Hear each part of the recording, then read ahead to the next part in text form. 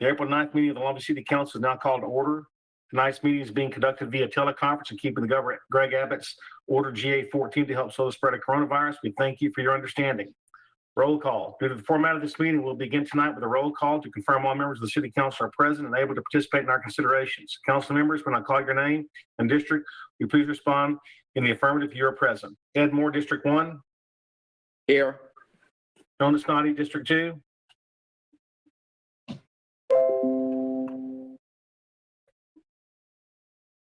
Jonas Noddy, District 2.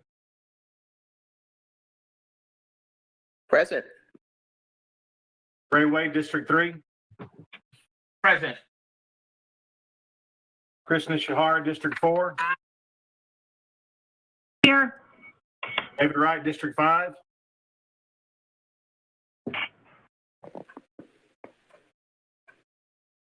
David Wright, District 5.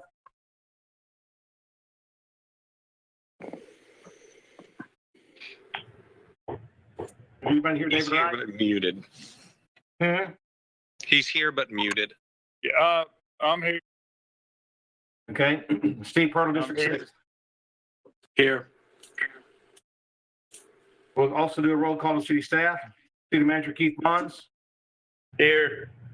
City Attorney Jim Finley, Here. City Secretary Angie Shepard. Here. We're to citizen comment. We have now reached the citizen comment portion of our meeting. Those wishing to participate in citizen comment tonight were invited to access this meeting through a link to register with the teleconferencing application. John Hare, the city's media and tourism manager, is coordinating the technical side of the meeting and will assist in moderating the citizen comment portion of our meeting.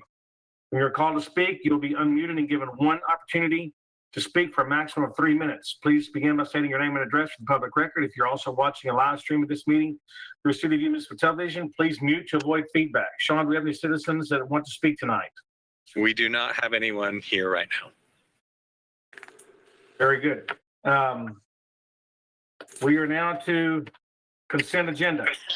All items of the consent agenda will be considered together unless there's any items the council member wishes to pull off for separate discussion. If so, please indicate at this time. I want to talk about item B. Go ahead, Mr. Purtle. I was wondering why developmental services and not Rollin and them at Public Works are handling that setup there. This is Michael Shirley, Director of Development Services.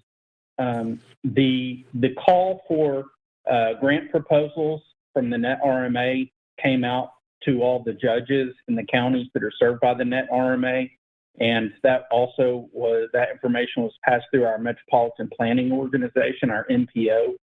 The MPO is a division within the development services, and they help to facilitate. So it's more along the lines of transportation planning, which is something that development services helps with. So we assisted Public Works in going after that grant process.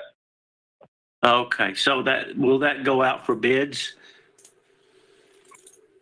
to do the work? This project. Yeah, the work itself, the Signal project was approved in the CIP project listings that was approved. And so once that project moves forward, it will go through the normal bidding process and the normal procurement and construction process. Okay. So Public Works will be involved. Public Works will be involved in that then. Absolutely. Okay, that's all I needed to know. Okay, thank you. Is there a motion to be made? Ed Moore, move to approve. Kristen Ishihara, second. The motion is made and there's a second. I will now ask you to vote aye or nay, depending on your decision. Ed Moore, District 1. Aye. Jonas Noddy, District 2. Aye. Ray Wade, District 3. Aye. Chris Nishihara, District 4. Aye. David Wright, District 5. Aye. Steve Purtle, District 6. Aye. And I'm Mayor Andy Mack, vote aye. City Secretary, will you now confirm the record of the vote, please? Yes, motion was made by Councilmember Ed Moore, seconded by Kristen Shahara. Motion passes 7-0. Thank you. We'll move on to action item A. Consider an ordinance amending the personnel policies of the City of Longview This item will be presented by Director of Administration, Mary Ann Miller. Good evening, Mayor, Council, and Mr. Bonds. Currently, as you know, city employees accrue vacation time on a monthly basis up to a capped amount of 320 hours. Once an employee reaches that cap, they cannot accrue vacation again until they use some of those hours. Many of our more tenured employees are at or near that capped level. A lot of those are our first responders. Because of the workload brought on by our response to COVID-19, we are asking the City Council to temporarily increase the cap from 320 to 400 hours. This would allow those employees to continue to accrue vacation while responding to this crisis. The cap would return to 320 hours on October the 1st, 2020, and the time an employee accrues between now and then can be spent at any point after that as their workload allows. I'd be happy to answer any questions you may have. Council have any questions or comments to Ms. Miller regarding this item? I have one question, Ms. Miller. Do we know approximately how many employees we're talking about increasing the hours for? No, ma'am, but we have a lot of our more tenured 15 years and over would be in this category because they accrue at a slightly higher rate. But a lot of police and fire are in that category. We don't know how many, or approximately how many we're talking about. No, ma'am, I could get that for you, but I don't have it right now. All right, thank you. Uh-huh. And Any other this is, yes, Ed Moore. So an employee that goes into the extra hours build up, they will use last in, first out. In other words, they'll use the extra hours before they have to dip into what are the permanent 320. Is that correct? Yes, sir, that is correct. Okay, thank you. This is David Wright. I have a question. Ms. Miller, if Yes. if an employee accrues 10 hours or the extra hours and then decides to leave before October, can they take those hours with them? Or, I mean, will they get paid for those hours? Yes, sir, they would get compensated for those hours. I'm not too high on that. I don't think that's very good. Well, David, they've worked those hours. Why shouldn't they get compensated for them? Because, I mean, my guys, I equate this to running a business. And our guys, if they leave, if they decide to quit, they don't get paid for their vacation. And whether they've got vacation or not. And now we're going to give them the extra hours so that what I understand is that if somebody gets sick or something like that, they can use those hours while they're sick. And then somebody says, well, I'm going to stay an extra however many weeks, and then I'm going to quit, and then I'm going to take those extra weeks of vacation with me and get paid for them. And I'm just not real excited about that.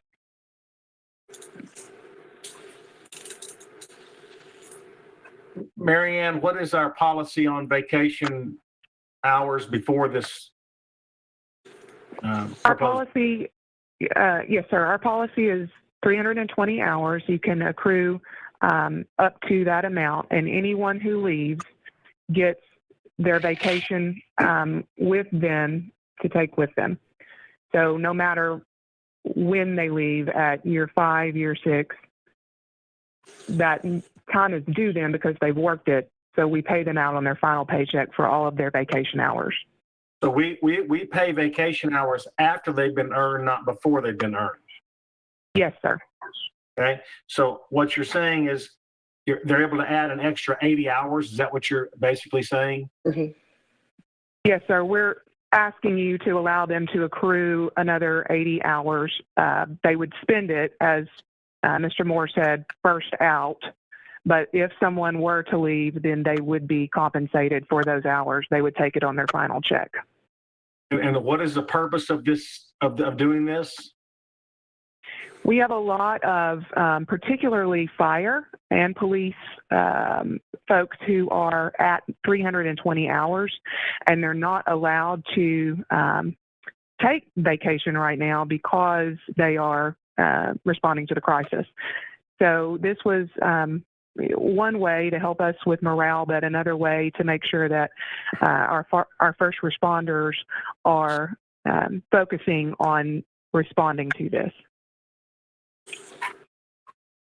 Mary Ann, just a comment. Even before they take these hours, correct, they have to be approved, right? Yes, it has to be approved by their command staff. Okay. This is Kristen Ishihara, District 4. I just wanted to make a comment. I think it's a wonderful thing to bring forward. I think it's really important. We are putting a lot on our first responders right now to respond to this crisis. They are working hard. They deserve to accrue extra vacation / sick time, whether they leave our employment or not. And I think that it also helps in acknowledging that they are working harder than they normally would be, putting themselves at risk right now. And if they need sick or vacation time after this is over, I would really, really like for them to have extra time that is not a burden on them or their families. So I think it's a wonderful thing. And I would be glad to make a motion to approve the change. I have something I'd like confirmed as well. This is Councilman Ray Wade, District 3. So, Ms. Miller, even before this ordinance, if someone were to leave, they could take those hours with them before this as well, right? Yes, sir. Whatever vacation time an employee has when they leave, they take with them on their final check.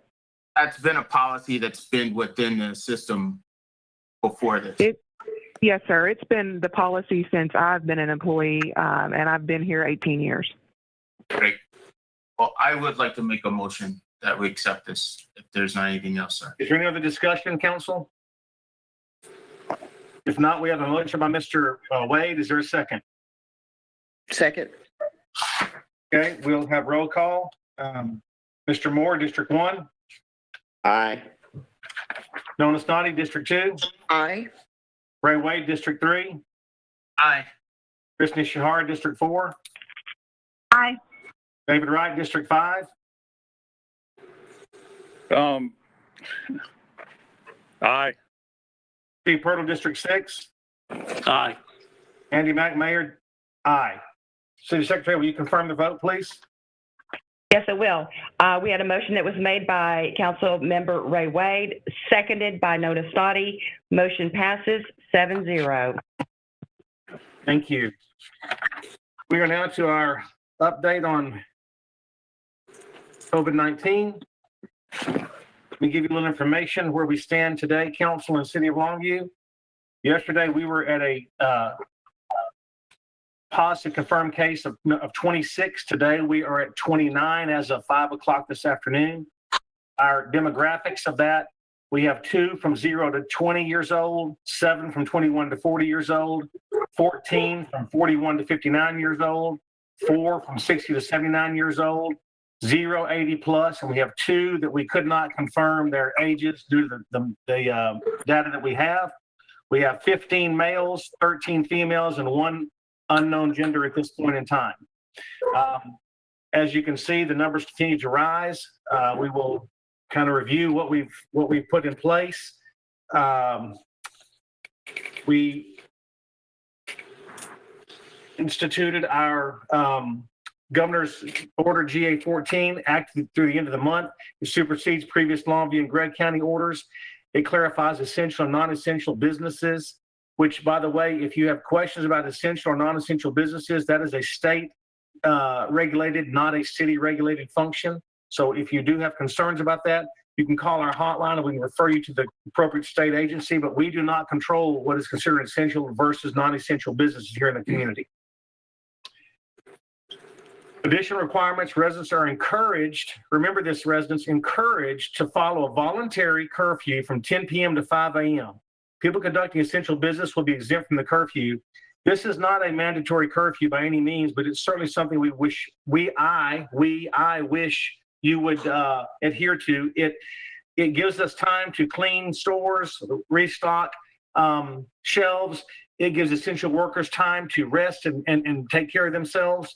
It is not meant to infringe on anyone's personal liberties, and you all that think that it does do not understand the function of government, which is public safety. And this is what we're trying to do, is take care of our public. This is not a mandatory curfew. And I hope it never has to be a mandatory curfew. I think we can all understand the only option we have to slow the spread of this disease is to distance ourselves. And any way we can find to distance ourselves makes it easier for that virus to leave this community and quicker to leave this community. And so I don't understand why there would be any opposition to this and to do it voluntarily, because it's just a measure to help keep us away and let this virus pass on. So please take that as an encouragement, not the way I've seen some of the messages sent to me, or it's really sad that you're thinking this is a declaration removing your civil liberties. It's not. So let's all grow from this, and let's do the right thing for each other. Okay. Residents are also strongly encouraged to wear face coverings over their nose and mouth when out in public. And I hope that I hope that the essential workers and the employees of these essential businesses will wear them as well. Once again, it's a strong encouragement. We're not requiring you to wear face masks at the time, but we're asking you to do it because this, once again, slows the spread of this disease. It keeps droplets from taking on additional hosts, which are us. We're the host in this viral inside. So hopefully we will wear masks, and we will once again try to reduce the spread of this disease. Residents are also encouraged to continue to go to parks is great, but all the playground equipment is closed to the public. The walking trails are still open while you adhere to social distancing, the 6-foot rule. It's great to be outdoors. This virus is not like the heat. I hope it becomes 100 degrees and stays that way for the next 2 to 3 weeks. But when you're outdoors, enjoying the outdoors, that's great, but please continue with the social distancing of the 6-foot rule and less than 10 people in a gathering. And we'll continue to be able to play on in our parks, but not on the playground equipment. We cannot sanitize the equipment to keep it safe for the children. Also, we're asking households to limit the number of people going to retail stores. Choose one person in your family to go to the store when you have a need. There's no reason for an entire family to be going to an essential store. Leave your children at home with another adult if that is possible. I understand that's not possible in every case, but if it is, please try to adhere to that. That protects you and your family and those around you. So I hope that you'll consider these additional requirements. But these are, once again, voluntary. Now, we have some mandatory requirements. Businesses must assign safety monitors who will be responsible for implementing the CDC recommended protocols. Retail stores must reduce how many people are allowed within their store. This equals to 5 persons per 1,000 square feet, or a maximum of 450 people. And just to give you an idea, as I said earlier, some of our stores in our community have the capacity to hold 4,000+ people at a time.